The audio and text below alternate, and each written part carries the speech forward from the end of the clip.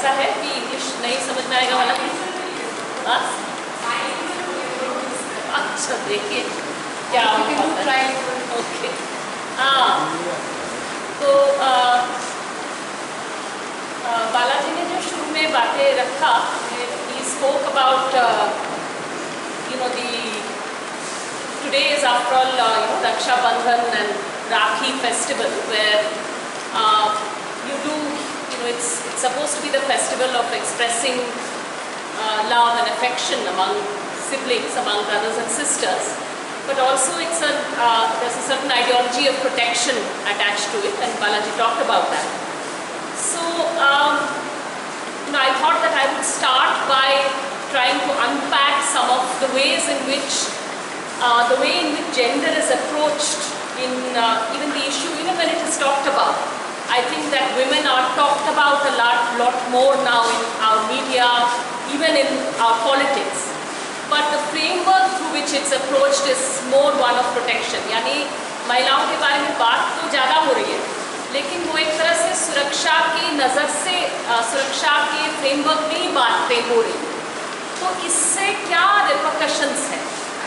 What are the implications of talking about women through a framework of protection and security? Both the implications for talking about violence against women, but also what gets left out, what kinds of violence and what kinds of oppression actually manage to justify themselves or empower themselves by talking about protecting women. I thought that we could start by talking about that a little bit. Because you see, the whole idea about protection is that sexual violence in particular is projected as the overwhelmingly largest threat to women.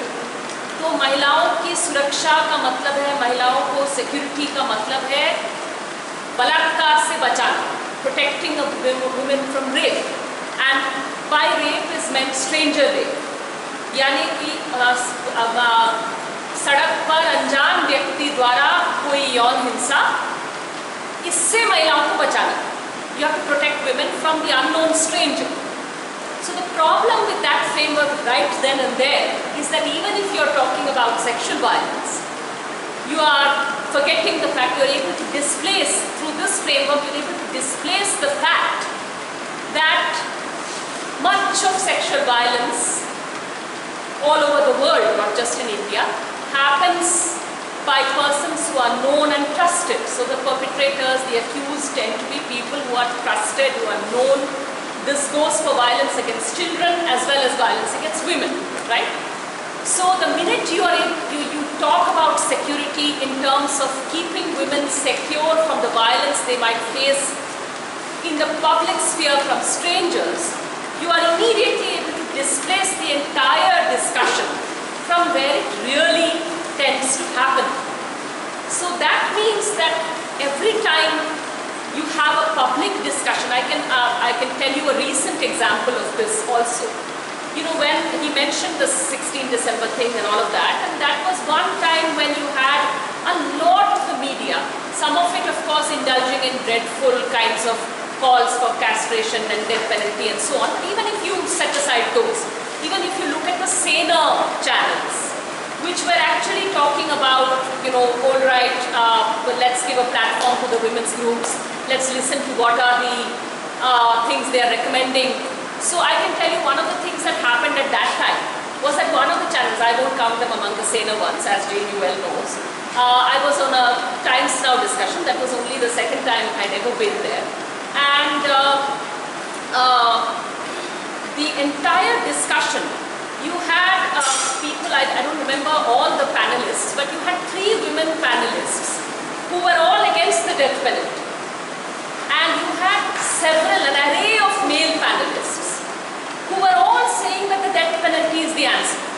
And death penalty is the answer for rape, and so we were being heckled. The women's rights activists, the women in the room, were being heckled and told, you all don't want you're softies basically. You're not wanting to, do the real manly thing of castrating. castrating rapists or hanging them in public or whatever it is that looks to be doing. तो आप नहीं कर रहे हो, आप तो क्या हो, बड़े बेकार हो, इसको लेकर के खूब हो रहा था. And one of the panelists I remember was this person called Kavita Krishnan, I think his name is. Okay. Anyway, he's some ad man or something like that. So I later realized that this was when they were talking about December 16. जहाँ पे जो rape accused थे, they were slum dwellers and this and that, so they were strangers. Who cares about them? Nobody, there was no agenda to rehabilitate them, right? And we, on the other hand, from the women's movement, were talking about the need for justice, which was a broader sense of justice, of gender justice, of course in sexual violence, but also in other forms of gendered violence. And we were continuously saying that this kind of framework where death penalty and whatnot, is talked about as the solution, is absolutely useless, because it takes you away from really addressing what a survivor of violence requires in terms of justice, both institutionally, both what the state owes the survivor, but also in terms of what society owes the survivor and how society should conduct itself towards a survivor of violence. Now, one of the persons on that panel, when a very prominent editor of a magazine was accused of rape by a younger woman colleague, he wrote an article saying men are under siege. He was asking, the Justice Verma Commission that we managed to get in place did not recommend death penalty. But the law that was passed did implement death penalty. So it's a law which the women's groups are not saying this is our law and we love it. There's loads that we don't love about that law. But the point is that it did, some changes did come about in the law, whereby at least the framework where a patriarchal framework, where only a certain kind of violence is recognized as rape. So penetration by an object or penetration by any other part of the body except a male sexual organ is not recognized as rape. It was not recognized as rape till 2013, and we were saying that is because of the patriarchal understanding that rape is basically a taking away of women's potential marriageability, virginity, and it's creating the horrific possibility of the woman bearing a child, getting pregnant by someone who's an illicit sexual, through an illicit sexual encounter. So because rape was viewed in that framework, and that was how the rape law was drafted, you had this recognition. So you didn't recognize it as a violation of women's bodily integrity and autonomy, as a violation of her consent, that she hasn't consented and you forced her. So we were saying that any kind of, the definition of rape has to be broadened. So once it was broadened in the law, and you actually had someone, not someone unknown, not a nameless person from a slum we don't have to bother about, but someone really whom these male opinion makers actually identified with. I won't even say only male, patriarchal opinion makers identified with. They immediately began writing articles saying men are under siege, and saying in that article that he was forcing, he was penetrating her with a finger. So that is something submissive that he's doing. He's doing it for, it's a submissive gesture on part of the man. So how can you call it rape? So if there's nothing pleasurable in it for the man, apparently, so he's trying to give pleasure to the woman. So, as two feminists wrote in a recent article on the rape law, who's going to decide whether it is pleasurable, whether it is submissive and everything? It doesn't matter what the woman thinks. If she's, absolutely bored by you or terrified by you or afraid of you or can't stand the sight of you, wants to throw up at the sight of you, doesn't matter. You are doing something. As a man who has the prerogative, the entitlement to decide. So this was the problem with the way that rape, even the question of sexual violence was being discussed. That when you really came to rape cases which did not involve graphic dismemberment, which are not cases in which you can profile the offenders and say, slum-dwelling migrant men tend to rape, or the ex-criminal tribes, Bavaria tribes in Bulandshahr tend to rape, or whatever it is. When you're not able to do that kind of profile, when you're forced to confront the fact that those who commit sexual violence could be those amongst you, amongst your own, those whom you consider your own circle, your own class, or even your own organization, and so on and so forth. The minute you are face to face with that situation, then you are unable to, you are unwilling to even recognize it as rape. You are going to say, ये बलात्कार नहीं है, ये है ही नहीं, क्योंकि बलात्कार तो वैसी चीज होगी जिसको हम समझते हैं, यानी बलात्कार की भी बिल्कुल पितृसत्तात्मक परिभाषा और बलात्कार के लिए क्या सोल्यूशन है उसके लिए भी पूरी तरह से पितृसत्तात्मक परिभाषा. So the solution for rape is patriarchal, and the definition of rape should remain patriarchal. So how to take it away from this framework is one of the things that women were grappling with during that movement. So we were saying then that looking at it through the framework of protection causes other problems as well, which from day one in that movement also, what was most significant about that movement really was the fact that so many women, for the first time you found a visibility in an Indian political movement, Indian movement against sexual violence. And not only in India, I think it's pretty significant if you look at it from any perspective. The fact was that you had so many women coming out and talking about their autonomy and saying that the violation of our autonomy is something we don't want, don't take away. They were putting their finger on it when they were saying, don't take away our freedoms in the name of protecting us. This was something which resonated hugely there. When I said something about this in a speech, and several people saw that video of it, I was flooded with messages from young women saying, this is exactly what is happening today to us. So that the rape in Delhi is being talked about, and our parents are saying, तुमको नहीं भेजेंगे पढ़ने के लिए. We don't want to send you to Delhi to study. We don't want to send you to Bombay to study. We don't want to go outside. अगर आप दिल्ली में पढ़ रहे हो, कॉलेज जा रहे हो, कितने बजे लौट रहे हो? What time are you coming back? Where can we lock you up so that you will remain safe? Was what was happening. And so women found this not only frightening, but also it would deter them from talking about sexual violence that they faced. And this is something we have seen with women we have worked with down the years, especially women students, I can say. कि उनको लगता है कि मेरे साथ अगर कोई sexual harassment हुई है या रेप हुआ है, मैं उसके बारे में अगर बोलूँगी, अगर मैंने बोल दिया और ये बात मेरे घर वाले तक पहुँच गए, मेरे पेरेंट्स तक पहुँच गया, तो वो मेरी सुरक्षा के बारे में सोच करके मेरी पढ़ाई बंद कर देंगे. ये they will think that their parents, out of concern for their safety, will curtail their education and take them right out of it. This becomes one of the deterrents to why women won't talk about it. That is why in a recent campaign that we were conducting, Soch Badlo, Samaj Badlo in Delhi, one of the things that we would talk about to communities, to people, especially in working class localities where we had some very exciting conversations about this, we would ask them, what do you think? And they would say, Acha Suraksha, safety for women. I would ask them, what do you mean by safety? And then this would come out, that the idea of safety is how to protect them from something that may happen to them, something bad that may happen.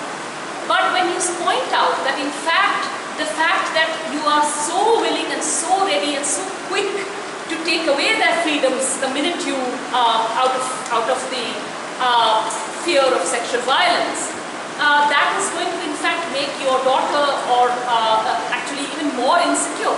Because in her school or in her college, she's going to be that much more reluctant to actually come out and talk about it, right? So इसको लेकर के जब हम लोग बात करते थे, तो जरूर लोग थोड़ा सोचते थे इस बारे में कि फिर ये ज़्यादा सुरक्षित कहाँ बना रही है, तो असुरक्षित बना रही है. Then the other thing, the other aspect of it which is not talked about, every time now, even after a few convictions have started trickling in, which are known and so on, you immediately started the bogey of saying how the rape law is being misused and the rape law is the rape law is threatening men and so on, as it happened with the dowry law, and which is the only law in India that has criminal sections for domestic violence. ये होने लग गया कि ये कानून गलत है, कानून का दुरुपयोग etc. ये शुरू हो गया.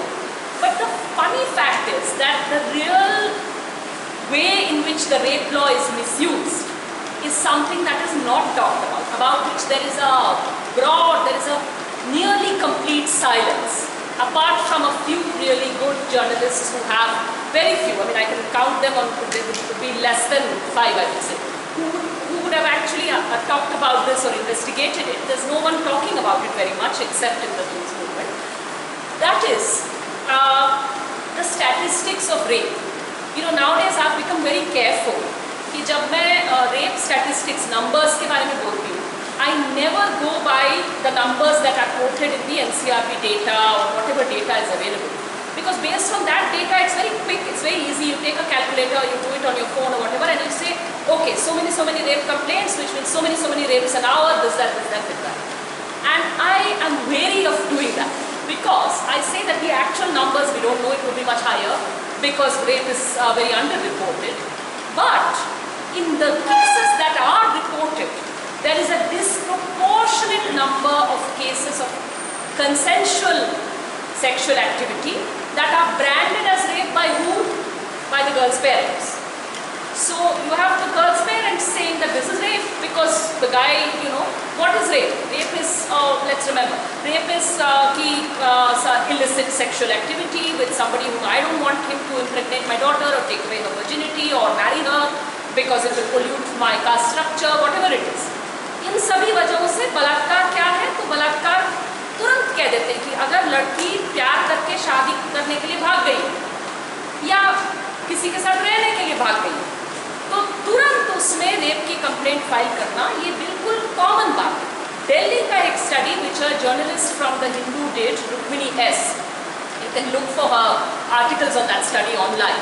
She did a series of 3 very good articles on it, and that study showed that an appalling 42% of rape cases that reached the trial courts in Delhi were cases of consensual elopement that had been criminalized by the girl's parents or her girl's family, and they had said it was rape, so you had a rape case there.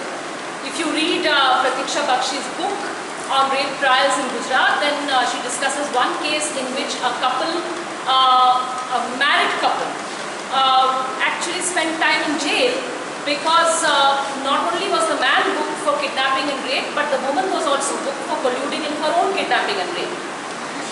Okay, so this is bizarre, I know, but you know, this is what is happening. So this is, you know, if there is really an Indian problem here, everybody says, you know, is rape an Indian problem? How is rape in India now? Is rape better? Is the situation for rape better in India? No, I feel like saying rape is not an Indian problem on the whole. But if there is something uniquely, especially Indian about the problem or South Asian about the problem, I would say that this is it. That actually, you know, the fact that the differentiation between autonomy, sexual autonomy and sexual violence is actually something which in common sense is much more blurred than probably in other parts of the world. So this is actually something which is our problem here, and this is what we need to talk about. So what happens when you talk about stranger rape is that you are able to not talk about what happened, what is this 42% number that we are seeing on the pages, you know, वो 42% क्या है? अगर 42% cases rape के, वो rape numbers आपको क्या बता रहे हैं? कि if there is such a large number of young women who are running away and from their homes to be in a relationship. Some of those are in intercaste relationships, some of those are in interfaith relationships, some of those are in same-sex relationships. When they are running away to do so, what is that telling us? That is actually another form of violence that is getting named as rape, right? It is actually, it speaks, each of those stories you will find, behind each of those cases will be a story of coercion and violence inside the home. Right, जहाँ पे घर परिवार वाले कहेंगे कि अच्छा तुम हमारी बात नहीं मान रही, पहले बोलेंगे बेटा बात मान ले, तू बात नहीं मान रही तो मैं खाना बंद कर देता हूँ, तू तब भी नहीं मान रही तो मैं तेरा खाना बंद कर देता हूँ, तुझे बंद कर देता हूँ, ये तो शुरू होता है. So the fact that there is coercion and violence right there, which can go up till the extent of killing, which can go up till the extent of actually killing the woman as well as killing her partner. This is a violence which gets hidden under the label of rape, right? लेकिन वो जो हिंसा है उसके बारे में बात करने की जगह कहाँ से पड़ी? अगर हम सिर्फ और सिर्फ इसी तरह की हिंसा के बारे में बात करेंगे, जो कोई अनजान व्यक्ति हम पर हमला करेगा, कोई अनजान व्यक्ति यौन हिंसा करेगा, उससे हमें अपनी बेटी को बचाना है, उससे हमको महिलाओं को बचाना है, उससे हमको सुरक्षा देना है, तो दरअसल सुरक्षा के नाम पर इनमें से ये जो कोर्जन है, ये जो हिंसा है, ये सुरक्षा के नाम पर ही तो हो रहा है। Because the parents are able to say I am doing this to protect my daughter, मैं तो बच्ची को बचाने के लिए कर रहा हूँ। वो आदमी जो है वो गलत आदमी है, वो मैं नहीं मानता कि उसको शादी करनी चाहिए मेरी बेटी से, या प्यार करना चाहिए मेरी बेटी से, या जो भी करना चाहिए। अगर वो सेम सेक्स रिलेशनशिप है तब तो हाई तौबा, वो पता नहीं कौन है, क्या चीज़ है, वो क्या उठा के ले जा रही है हमारी बेटी को। तो हम तो उसको बचा रहे हैं, हम तो इसके भले के लिए करेंगे, नहीं जानते क्या करें। और ये फैमिलीज में हो रहा है, as we can see from the Delhi statistics, and it's also getting a larger organized political dimension across the country, and also in certain states in certain specific ways. Take a few examples.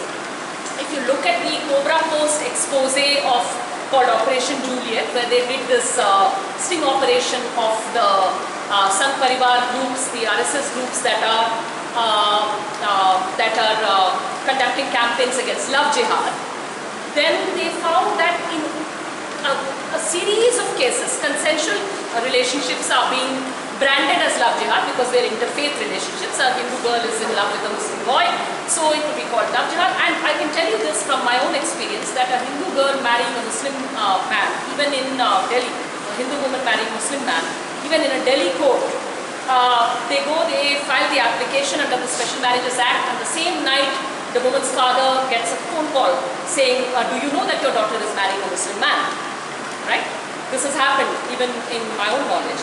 So this is common. They have people in the courts to keep an eye on these marriages and to create a panic around these kinds of relationships. And what is happening? They're talking quite openly in the sting operation कि अगर लड़की नहीं मान रही, कह रहे पहले तो लड़की को हम समझाते हैं और नहीं समझती है तो फिर लड़की तो लड़की है, उसको फट्टे लगाते हैं, beat her with a board, मारते हैं फट्टे से, फट्टे लगाते हैं, खूब जम करके मारते हैं। और तब भी अगर वो नहीं मानती, तब भी if she is still not willing to say all right, I won't be in this relationship and that man has raped me, if I am unwilling to say it even then, if the woman is unwilling to say it even then they've even talked about sending some of those women off to some places in certain kinds of setups that the RSS has, where they claim that they medicate them, they basically drug them with something in order to brainwash them, in order to change their minds. I don't know how much success they have in that, but it's frightening to think of that happening. So this is happening on a political scale, which is accompanied by this whole thing about protecting women. तो हर तरह के रक्षकों से थोड़ा डर लगना चाहिए, नहीं? गौरक्षा के नाम पे क्या हो रहा है कि गाय को बचाने चले और इंसानों को कत्ल कर दो, मार दो, नंगा करके परेड कर दो, नंगा करके पीटो पाटो, सब कुछ करो। और गौरक्षा के नाम पे, प्रोटेक्टिंग काउस के नाम पे, killing people, Dalits and Muslims in the name of protecting cows, you are also having a lot of violence against women, yes, but also the pretext of love jihad being used as a trigger for violence against the Muslim community, for communal violence, as a justification for communal violence. This happened in Muzaffarnagar, one of the riots that helped Narendra Modi win his election campaign. So the thing here to see is that the entire agenda of even if we fall into the trap of framing the issue as one of protection of women, one of security for women, then it's actually giving fodder to campaigns that are basically fueling violence, not of course against women's autonomy, but also against other communities. In South India, in Tamil Nadu, what is now a growing phenomenon is that of certain caste organizations. There are certain middle caste organizations which are actively campaigning on social media as well as more generally against intercaste marriage with Dalits. So a Dalit man who marries a non-Dalit woman, especially a woman from one of the middle castes, they are they're consolidating their political identity by raising the bogey of a sort of love jihad by Dalit men. And you're having a series of violence against Dalit men, against their, their non-Dalit wives, as well as against Dalit communities to which those men belong. We've seen this for a long time in the Divya and the Ilivarasan case a couple of years ago. More recently on a public street in Tamil Nadu, where the CCTV camera on the street captured it, where a young man and his wife who had gone to, it was his birthday, and they had gone to buy him a present, to buy him a shirt, and working class young couple, and they had walked out to the main crossroads there, and there were people who came and attacked them on the street and chopped the man to death. The woman was also very grievously injured but survived, and the man was chopped to death right there in the public street, right there in broad daylight. So there is this kind of political organization also happening around these instances. I am, along with many others, uneasy to use the word honor crimes about this. One of the phrases which we prefer to use is, although it's difficult because that's what they called in public speak. So in order to be recognized for what it is, sometimes that phrase gets used.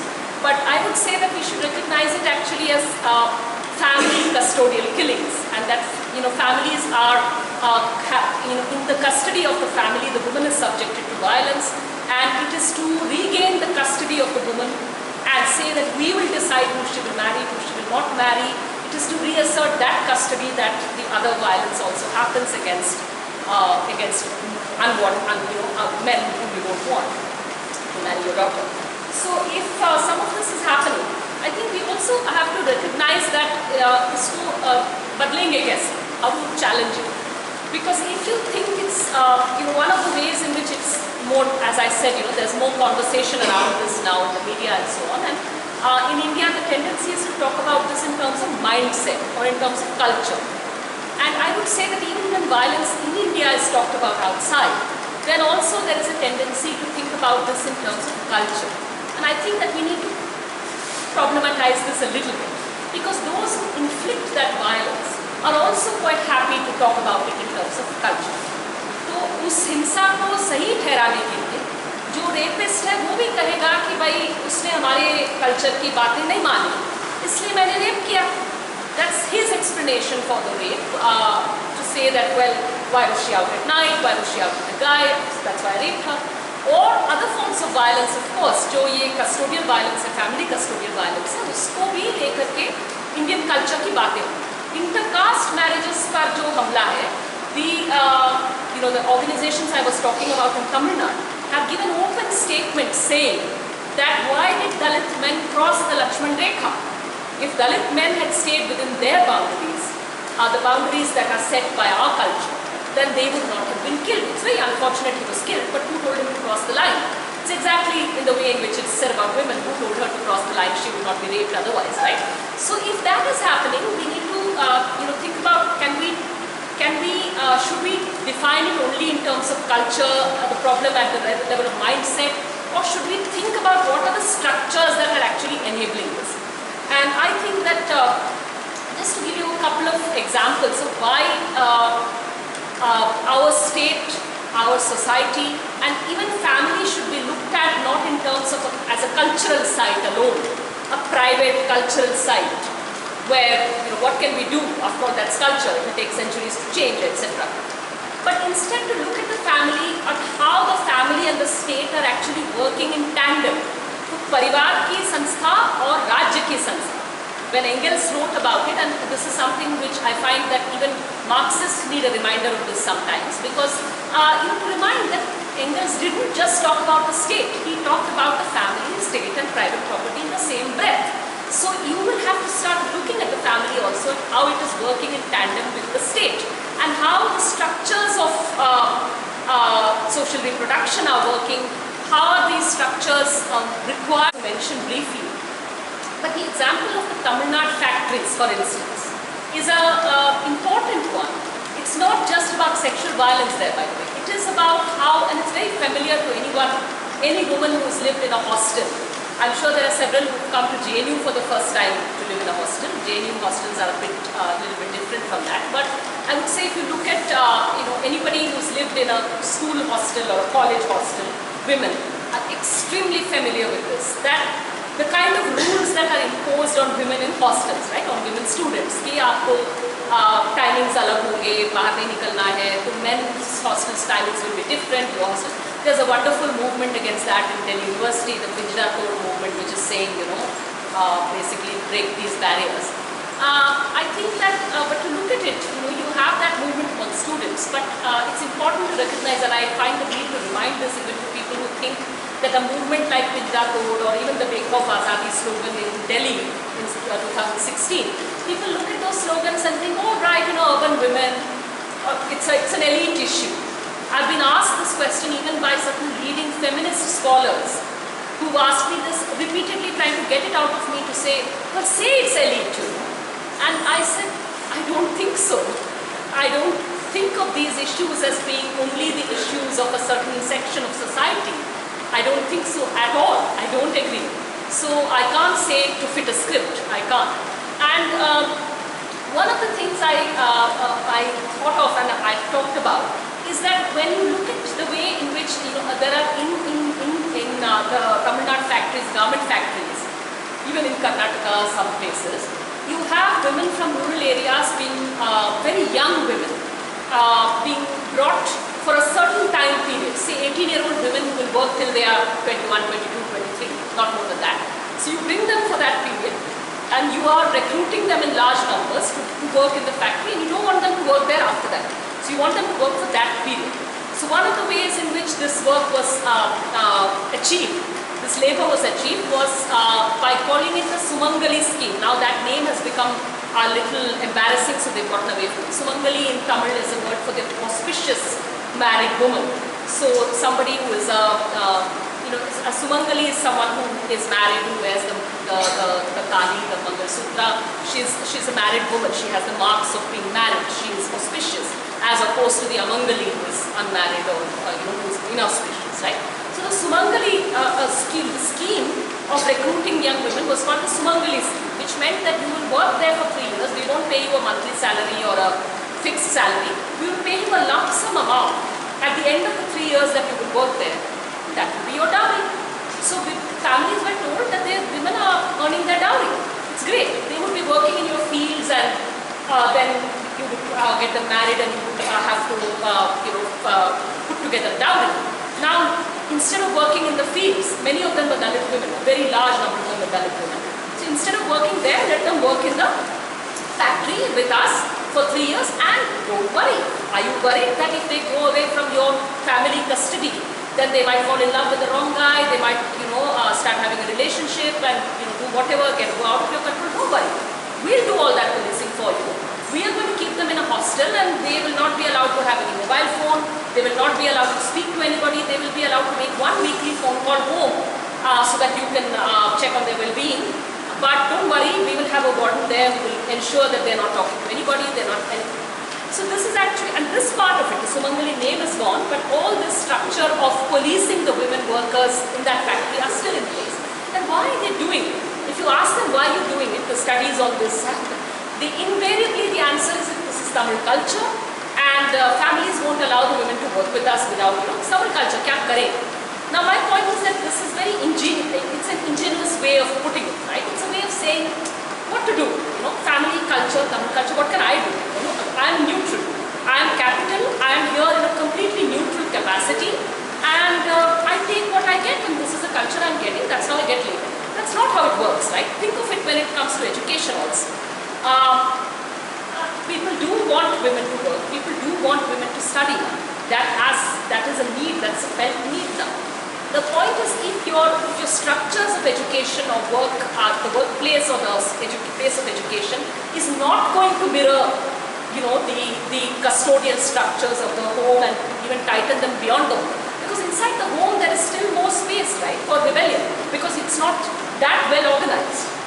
Those structures, there are cracks in those structures of the home. But when it is solidified in the hostel or in the factory, then it becomes an entirely different matter.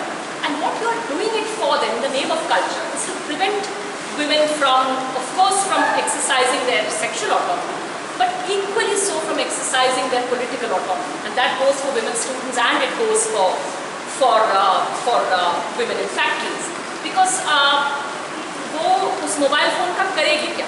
What will that woman do with the mobile phone? Of course, she may get a boyfriend and talk to him on the mobile phone. But she may also talk to her colleagues, she may also talk to people in other factories, she may also talk to male and female colleagues across other factories, she may talk to union leaders, she might unionize herself, she might become a union leader. These are the things that you really don't want happening, and that is what you are preventing by invoking certain, as though you're helpless in the face of patriarchal culture. Kya kare? It's there's nothing I can do about it, right? And I think that is where, when Balaji mentioned those things being said about JNU, I mean, so those of you who are new at JNU, I suppose you must be still looking for, kahan hai, nanga naach kahan ho raha hai, where's all that naked dance happening? Not happening, it's wrongly advertised. Where is it? So the thing is that, the point is that the spectre of the free woman, the spectre of someone who is not within those bounds, it's not just about it's not only a question of personal autonomy. It is that, of course, but it is also something that is deeply threatening to all the structures of oppression and repression that we have, that keep in place those structures of caste and class and exploitation of gendered labor and caste assigned labor and so on. All those structures get threatened by the spectre of a free woman, which is why you have, Sangh Parivar people also saying, and it's not only the Sangh, this fear, this anxiety goes much beyond it. But the Sangh is one of the most, you can say, one of the most best formulated sort of theoretical expressions, political expressions of this patriarchy. So you've had Sangh leaders as Babu Bajrangi, who raped and killed so many women in Gujarat in 2002, Muslim women. He had said in an interview he said that in every Hindu home, there is a bomb. Your daughter, she's a bomb. She could explode any minute. You better, police that border damn carefully because she's a bomb. If she falls in love with the wrong guy, your home is going to explode. Our caste system will explode. Our Hindu culture will explode. So it's an interesting analogy that he used. But it does reflect that kind of complete fear and anxiety of the free woman. So I was thinking that if we were to think about what implications this has for politics, because now we've started talking about how political groups are theorizing this. But I would say that there also, let's go a little beyond the BJP for now, because of course in the context of the BJP you've seen all of this. Balaji also mentioned it. You see these slogans of empowerment, Beti Bachao, Beti Padhao. But at the same time, जहाँ बेटी पढ़ने आ रही है, JNU में या जादवपुर में, तो वहाँ कहोगे कि ये सब तो गिरी हुई लड़कियाँ हैं, लूज हैं. The woman student especially is seen as someone who's a source of danger. The woman, the woman who is outside the confines of the home and strict surveillance is somebody who's a danger. So put in place surveillance, all that surveillance, all those CCTV cameras and all that cameras that they want to record us here, they're not going to, it is of course political surveillance, but political surveillance is very closely linked always with gendered surveillance as well. And it's the same case here as well. So the thing here is कि वो बेटी पढ़ने आएगी, so you will say that the woman student in JNU or Jadavpur is somewhere sexually loose and uncontrolled, and she wants free sex and so on and so forth. So, so why exactly is this happening? Is something we need to think about. And I would like to take the discussion a little broader than the BJP, because I think it's important to do so. I would say that our entire political discourse, because it is still easy for politicians across the board to talk about issues of gender primarily in terms of protection of women from stranger sexual violence. And so they are able to get away really cheaply by making some statements now and then about, if it's a rape that has happened in an opposition state, then you can say, hang the rapist, kill him publicly, this, that and the other. You had an AAP politician do that very recently, the culture minister of the AIPWA party, who is an ex-Amnesty International guy or whatever. He said, when I was in Amnesty, I was against the death penalty, but now I'm a politician, so now And for the death penalty, I want, rapists to be hung on and quartered or whatever it is in public and all of that. So the point is, this is really cheap rhetoric, because you're able to do this while not actually putting your money where it should go, investing public funds where they should be, where women are actually making a claim on those public funds in so many various ways, be it maternity entitlements, be it shelters for women, be it investing in more judges and more courts and so on, so that cases can move faster. None of that is happening. So you're able to talk about it in this way and get away with it.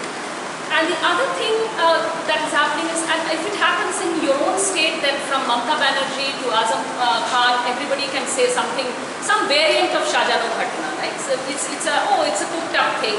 It's a fake case, and the opposition is cooking it up in order to, make us look bad or whatever it is. And I think that they're also able to move away from actually talking about structures that keep sexual violence in place, right?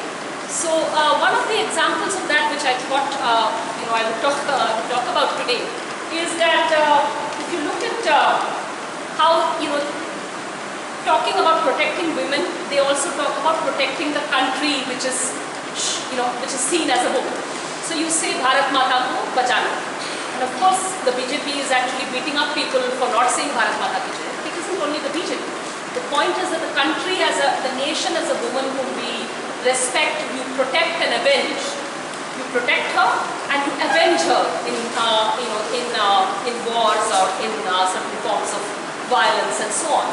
In certain kinds of policing, certain kinds of conflict situations, you're avenging and protecting the mother nation is something which is commonly seen, right? You have Smriti Irani today going to tie Rakhi to the army guys. What is that saying? It's essentially saying these are the men, these are the sons of the nation, protecting the nation. The point is that then violence that is done in the name of the nation, violence that is done by people in uniform, and which is then, it becomes something that you're not allowed to talk about. It becomes seditious to talk about violence that is committed in the name of the nation. You can't talk about it. And the very fact that so much of this violence is also then protected. It is happening in the name of the nation. It's happening in the name of protecting Bharat Mata. And after that, it is also, there's these structures of impunity are in place. AIPWA is just one of those structures. It isn't only the AIPWA. But basically you're saying that then we will not prosecute. We can't afford to demoralize the army or demoralize the police or whatever it is by admitting that these are institutions that rely on sexual violence in order to keep control on certain sections of people, right? So this is the case in Bastar. I visited Bastar a couple of months ago, and the scale of sexual violence there, the scale of gendered violence there, where not only sexual violence, rape of course, but also killing 13-year-old, 14-year-old little girls and saying they were women Maoists who were killed in an encounter. So you meet their parents and they say these are 13 and 14-year-old little girls who had gone out early morning to have a bath and they never came back. So this is the kind of violence that is happening. And in the Northeast, you think about it. I mean, because the kind of impatience there is in certain kinds of rape cases. I find that really amusing. That when certain media channels will go on about certain cases and say, why hasn't justice already been done? Why haven't we seen a couple of people already hanged or killed or whatever it is? Do something. And yet, in a case like the Tanjam Manorama rape case, right? I take that as one instance. Of course, there are many others, but I take that as one instance because that is one instance in which the movement actually resulted in a judicial inquiry commission that brought out a report that indicted the Assam Rifles Jawans and said that they picked up this young woman from her home when she was in her home. They picked her up in front of her family. Her family is witness to that. She was sexually tortured.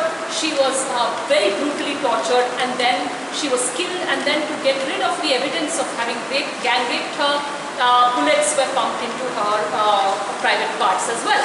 Now, in what possible way is this less brutal than whatever has happened in Delhi on 16 December or what happened in Bulandshahr, whatever it is, the cases which public discourse is comfortable talking about? But why is it then that you aren't allowed to talk about 2004, you're not allowed to talk about Hunter? Why is it that you're not allowed to talk about the Puran Poshpora villages in Kashmir, where 2 entire villages of women got raped and no one has even been prosecuted? People say, oh, where are the courts? The courts haven't said it yet. You say, well, the courts haven't said it because the accused have not yet been able to be brought to court. So how are the courts supposed to say whether rape took place or not took place? You're not allowing even a trial to take place, right? So you have this kind of situation, and it goes a little more than that. When we were talking about Kashmir, the kind of violence we've been witnessing in Kashmir, Suchita is here, and I remember that she had written on Facebook something remembering that song कि वो डर वाला जो गाना है ना, तू हाँ कर या ना कर, तू है मेरी, हाँ, तो वो तो किरण थी, ये कश्मीर हो गई, ठीक है। तो ये लिखा, और ये बिल्कुल सही बात है कि वो जो एक किस्म की ऑब्सेसिव लव है, अभी प्रधानमंत्री ने नहीं कहा कि हमको प्यार करते, हर भारतवासी प्यार करता है कश्मीर से, every Indian loves Kashmir, says the Prime Minister in a speech in Madhya Pradesh. And yet it's a kind of love that is able to live with a whole lot of violence, and it's actually not, it shouldn't surprise us. And if you thought that the domestic violence or the stalking analogy was a little weird and a little off, and it's only these mad Naxalites who are doing it, pause a minute. The CRPF is doing it as well. It's not my analogy, it's an analogy the CRPF is using in Kashmir. So the CRPF chief in Kashmir, when he is asked by the Dainik Bhaskar reporter, when are you going to stop using pellet guns in Kashmir? What does he answer? He says, oh, this is like asking me when am I going to stop beating my wife. He said it. So it is actually an analogy that is not alien, not used by us alone. It's absolutely the way in which, and to my mind, that's what it is, right? I mean, whether you see it as an analogy of stalking, an analogy of domestic violence against the woman in an unhappy relationship, or someone who wants to assert her autonomy and you won't let her, look at it any which way. If you're going to visualize the nation as a woman, let's remember how we treat women in this country. Let's remember how we treat actual living flesh and blood women in this country, and be sure that we're also treating parts of the country that we're claiming as our own in pretty much the same way. And bludgeoning people and killing them and so on is perfectly all right, because well, it's perfectly all right to do it to save the structure of the family, right? And the other way in which politics talks about these things is also in terms of the way in which the family is involved. That's also another very interesting thing. If you look at it, abhi child labor wala amendments passed. Look at the way in which the family is invoked as a way to justify child labor. So to say that certain forms of child labor will be allowed because they are child labor that is happening within the ambit of the family. This is something which has happened just now. And it's not only that, if you look at how family is invoked even in other ways. Like देख लीजिए कि I find it interesting that the RSS talks about, RSS chief said in some speech some time back, we are not feminists, we are familists. So that isn't really, that's a very telling term. And as I said, the RSS is the foremost theoretical expression of this kind of Savarna Hindutva kind of patriarchy. But it isn't the only one by a long way. And if you look at how, the RSS of course invokes the family in many contexts. Look at the घर वापसी. तो घर के अंदर महिलाएं कुछ ना बोले. नेहा दीक्षित की स्टोरी देख लो, holier than cow. Not just her latest story of the abduction of Adivasi girls from Assam, but an earlier story that she had done on the Rashtra Sevika Samiti, where she talked about how the Rashtra Sevika Samiti women tell women who come to them complaining of domestic violence that it's within the family, you have to put up with it. You're not allowed to wash your dirty linen outside the family. तो उसी मैंने वो घर महिलाओं के लिए क्या है वो तो साफ है, लेकिन घर वापसी, come back to the house, homecoming for the Dalits as well. So a certain kind of caste and gender equation is very firmly in place when you're talking about the RSS family.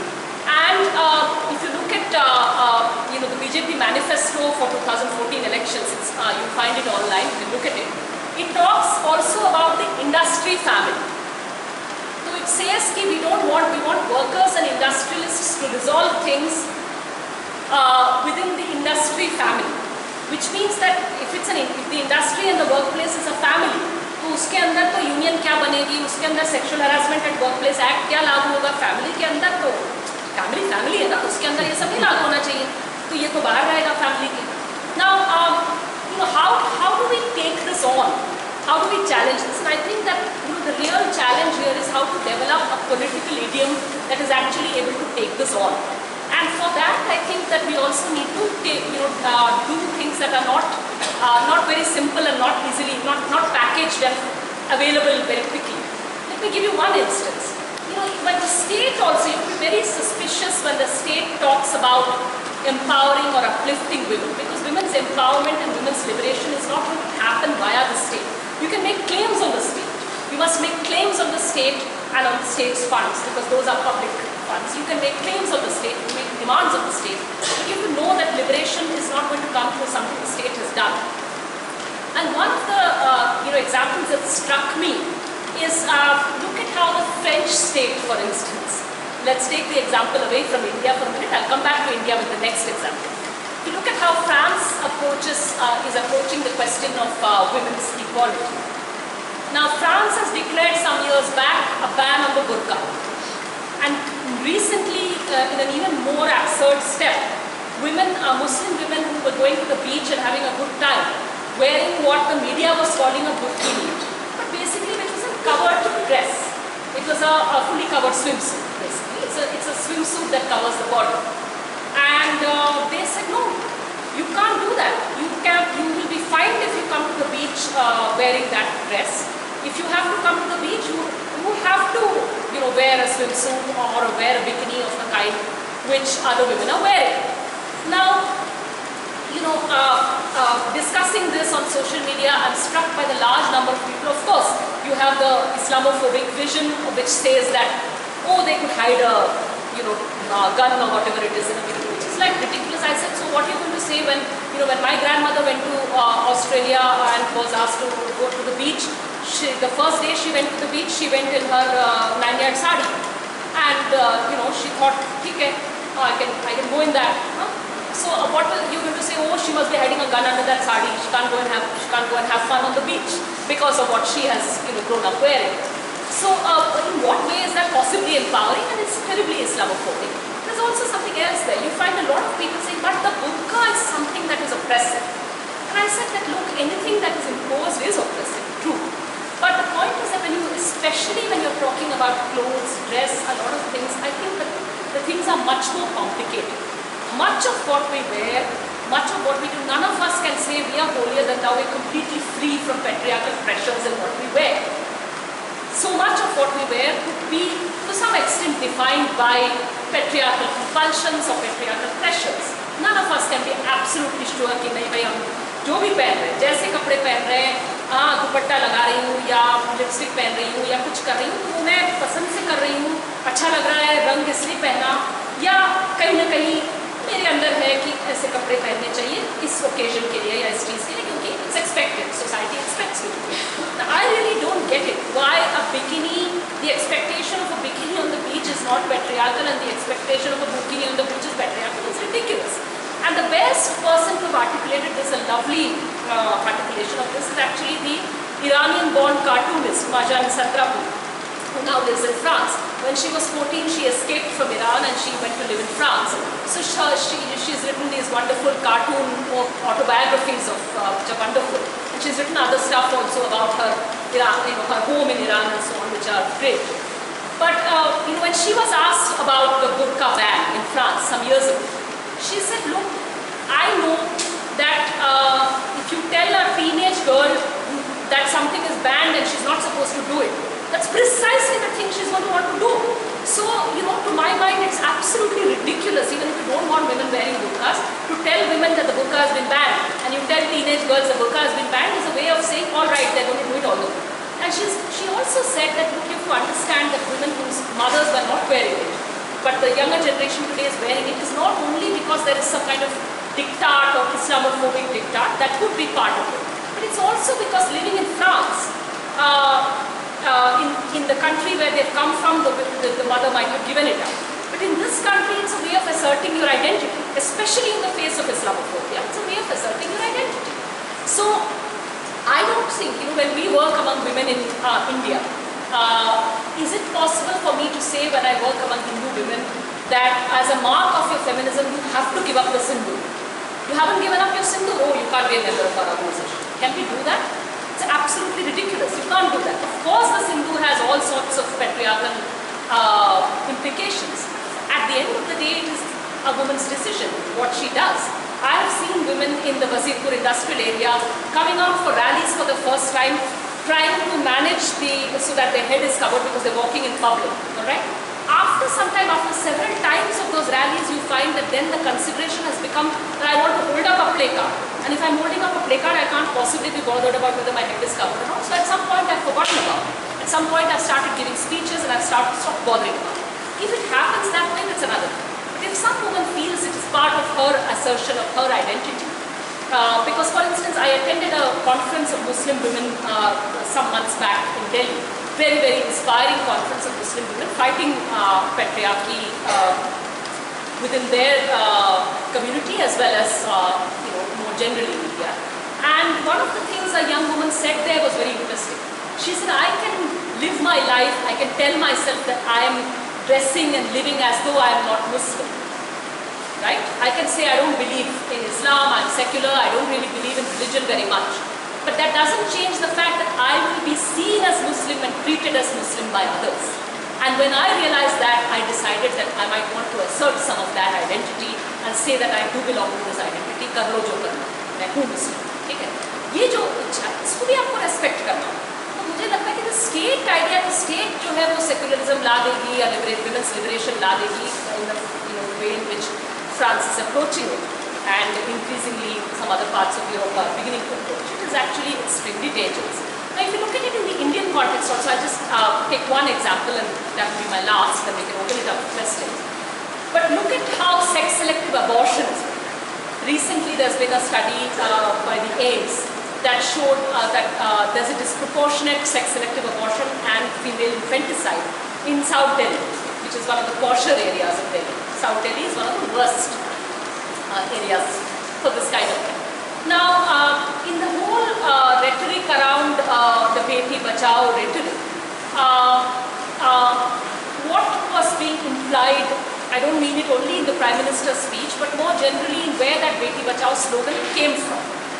Beti Bachao was a campaign, and the Selfie with Daughter campaign were campaigns that originated in a village in Haryana, where during the 2014 elections and during the assembly elections in Haryana, that village had said there was an organization of unmarried men, that said that they raised the slogan Selfie with Daughter and Beti Bachao, and they said Beti Bachao Bahu Lao. So bring the daughter-in-law and save the daughter. And they demanded that the government should take measures to ensure that women be born. Why? Because they are entitled to wives. So it is, you are projecting the entire thing from the angle of male entitlement and not from the angle of women's assertion and women's autonomy and women's right to live. All right. So that wasn't where it was being approached for. So the woman who was born, and I know at my cost, because when I had written about that campaign, I had people tweeting at me saying, oh, if a woman is going to be born and grow up to be like you, then it's better she be killed at birth. Because she is going to demand free sex and she's going to do whatever, she's going to be this feminist or whatever it is, all the abuse that can be hurled at you. And you're told that, women should be born only if they're going to be the kind of daughters which we would like. And if we can be entitled to have them for wives. Not only that, what was really, really disturbing to me to read about the campaign in that village against sex-selective abortion was that older women in the village were being recruited to conduct surveillance on pregnant mothers. So there was a complete tight surveillance happening, and you have to watch and make sure and keep giving. And I felt that women in the marital home who have been married, and the new brides in the marital home, they as it is have no control over their sexuality, over their very little control over their sexuality, their fertility, their choice to who to give birth to, not to give birth to, whatever, and their labor, all of that is under surveillance and control. And any kind of raising your voice against that is being seen as a misuse of the 498A, misuse of the Domestic Violence Act, etc. It's it's happening, right? Now, how can the answer to that be more surveillance and more control? Surely the answer has to lie in more autonomy for the woman inside her household. And that is something nobody is willing to address. No Prime Minister is going to make a speech from the ramparts of the Red Fort saying that women's autonomy inside their own homes, to marry who they like, to live their lives as they like, to not do certain kinds of labor. I wait for the day when just as the Dalits of Una have said we're not going to do certain kinds of labor because we are born into this, that we're not going to do it. I really wait for the day when you will have a situation where women also say, just because we are born women, certain kinds of labor are not our job. You do it if it needs doing. I'm not going to do it. But the point is that nobody is going to say that. Political discourse is shaped such that it is not. This is something that cannot be spoken. This is not going to be spoken. And I think there that to talk about these forms of violence and to talk about these kinds of oppression, these structures of oppression, we need to develop a new political idiom, and we need to put the autonomy of women at the center of that. We need to call out different forms of entitlement. If Dalit women are raped in the fields because the feudal lord thinks that the feudal owner of the land or the dominant caste there thinks that they are entitled to the sexual, to the bodies of the Dalit women, and if the women rebel against those assigned roles and they challenge that entitlement, you have stripping and parading of men and Una. Stripping and parading of men and women is a particular form of caste violence which is rampant in India, and that's something to recognize. So that is one form of entitlement. But the teacher in a university or a college, or the boss in a workplace who thinks that a student or a younger colleague or somebody that they have a right to ignore consent and impose and demand sexual favors is also coming from a place of patriarchal entitlement. People in uniform are seeing themselves as being entitled to sexual violence without consequences, right? These are different kinds of entitlement. Even the entitlement of the man who thinks that he is entitled to a wife, and the wife is somebody, there are families, surely, जो say कि बेटा शादी कर ले रोटी बनाएगी ना आकर के मेरे लिए रोटी बनाएगी, वो अगर शादी करेगी तो घर में आके रोटी बनाएगी. So the sense of entitlement that the bride or the daughter-in-law or the wife is somebody to perform certain kinds of labor, and to which you are entitled. All these are entitlements that we have to call out. I'll end my talk there and we can open it up for